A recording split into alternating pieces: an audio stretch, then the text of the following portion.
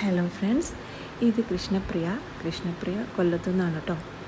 അപ്പോൾ കൃഷ്ണപ്രിയ ബുക്ക് ചെയ്തപ്പോൾ തന്നെ പറഞ്ഞു, ചേച്ചി എനിക്കിങ്ങനെ മേക്കപ്പ് ഇട്ടതായിട്ടൊരു ലുക്ക് വേണ്ട, പക്ഷേ നല്ലൊരു ഗ്ലോ വേണം, പിന്നെ കണ്ണ് നല്ല ഹൈലൈറ്റ് ചെയ്തിരിക്കണം, ഇങ്ങനെയൊക്കെയാണ് പറഞ്ഞിരുന്നത്.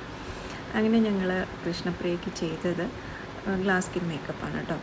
ആൾക്കത് നല്ല സ്യൂട്ടാവുന്നുണ്ടായിരുന്നു.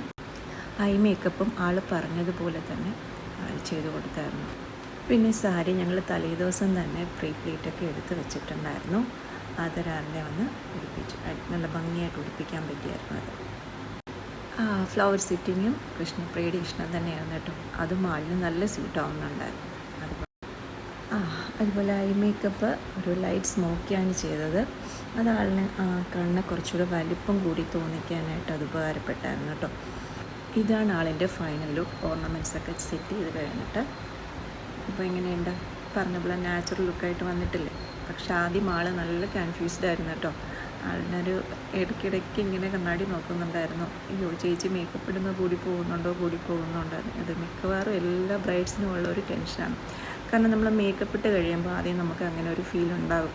മേക്കപ്പ് കഴിഞ്ഞ് നമുക്ക് 1-2 മണിക്കൂർ കഴിഞ്ഞാൽ മാത്രമേ അത് വളരെ നമ്മുടെ സ്കിന്നുമായിട്ട് ചേർന്ന് വളരെ നാച്ചുറലായിട്ട് വരത്തുള്ളൂ കേട്ടോ.